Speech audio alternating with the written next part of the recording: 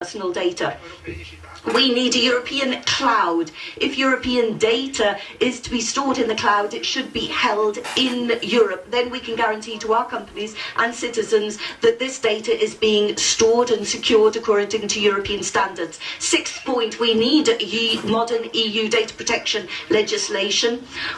We cannot call our US friends to order if we do not have the highest, most modern standards implemented here in Europe. There are developments that I have concerns about as regards the quantity of data being stored. We need to look at the technology to analyse this data. Where progress is made, we must be brave enough to set clear limits and standards along the lines of what the Commission has proposed. On the 9th of July, we will be voting in the committee. We cannot leave ourselves open to blame. We cannot hesitate. I would call on the Council to stop focusing on the minor points of detail and really look at the major challenges being faced today and come up with the results.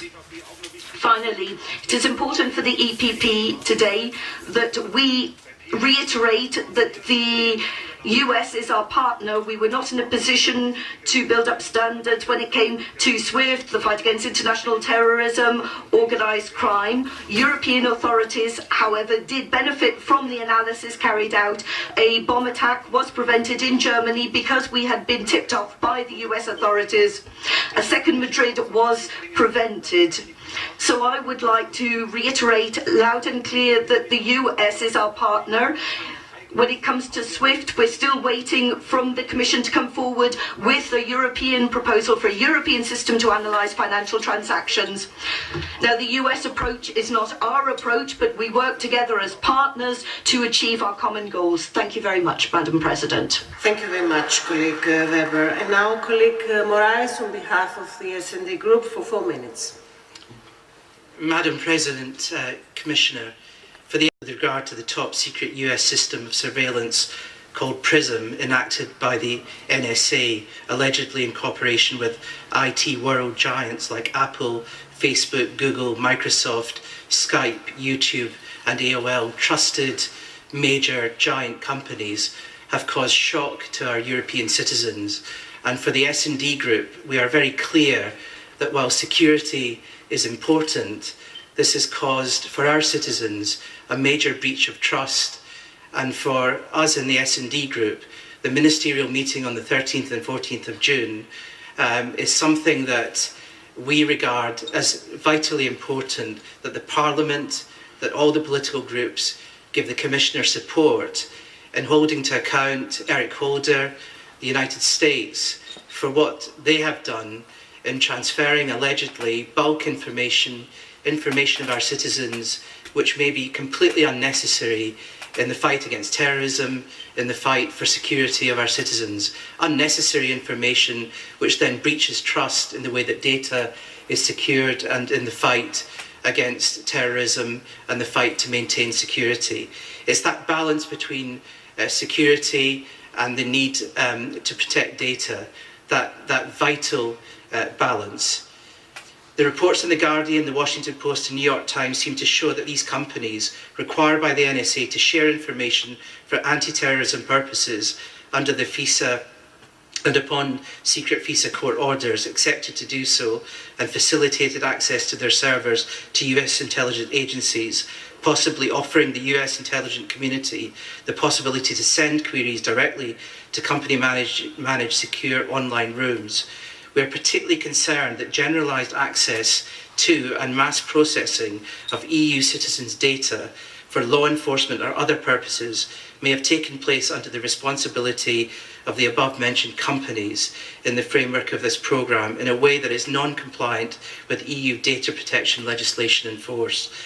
We're also worried by the absence of an overall transatlantic legal framework ensuring the protection of personal data, especially considering that negotiations on an umbrella data protection agreement between the EU and the US are ongoing since 2011, but seem to have been currently stalled. For all of these reasons, we wish to ensure that the Commissioner holds to account the US and to ensure that US public authorities that when they are processing US citizens' data, do so within our standards. Secondly, we wish to reaffirm our commitment to a high-level agreement on the proposed data protection reform package along the lines defined originally in our proposals and reinforced by amendments tabled by the EP rapporteurs and shadows improving protection requirements. In this context, we deem it quite clear that our EU legal framework for data protection for law enforcement and security purposes by public and private actors remains extremely relevant and cannot in any way be delayed. And finally, we believe that a special attention to issues related to data protection and data flows will be required while negotiating the important EU-US TTIP agreement in order to safeguard the maintenance of primary EU legislation in this field.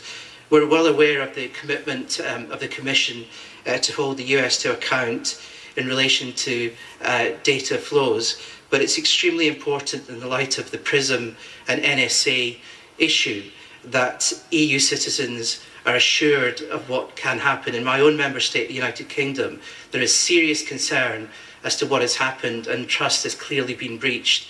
It's up now to the EU to play its role in ensuring that we hold to account what the United States has done in this case, that our standards are maintained and that EU citizens are assured that the right standards are maintained.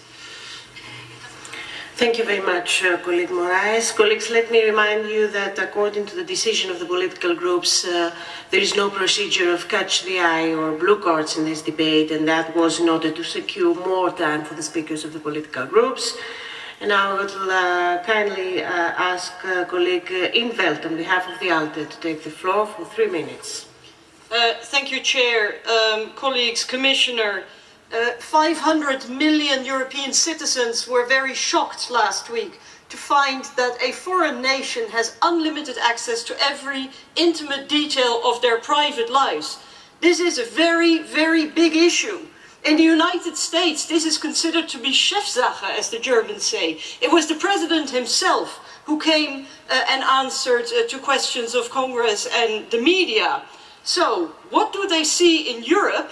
First of all, with all due respect to the Commissioner, we get the Commissioner for Public Health to deal with this issue, while President Barroso, who should have stepped in his helicopter and flown to Strasbourg to answer to 500 million citizens, we have at least the responsible Commissioner for counterterrorism in the House.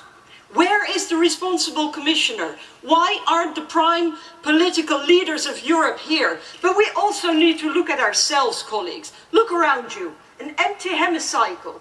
This House, just over a decade ago, when faced with a similar situation, something called Echelon, we decided to set up a heavy parliamentary inquiry into Echelon. Today we get a handful of dedicated MEPs to address 500 million citizens. We are failing the European citizens at a time where trust in the European Union is at an all-time low. We should be ashamed of ourselves.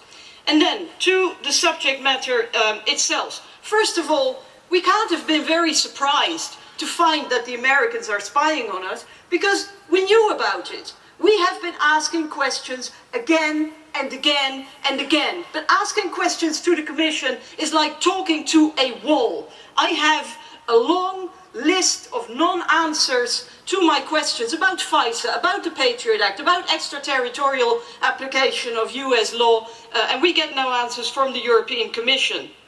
The Member States, because there's a national debate about the same issue everywhere now. Mrs. Merkel will ask the Americans for an explanation. But in all our member states, including the UK, Mr. Moraes, and in my member state, we are doing the same. So the member states are speaking, double speak to the citizens. Are we surprised that they are losing trust? And actually you can say that the citizens don't trust their governments anymore, but the governments seem to trust their citizens even less. We're also losing moral authority here. How can we tell the governments of, say, Egypt, Iran, any other country, that they should not spy on their citizens because that has no place in a democracy? If we are doing the same on our citizens, we are losing credibility here.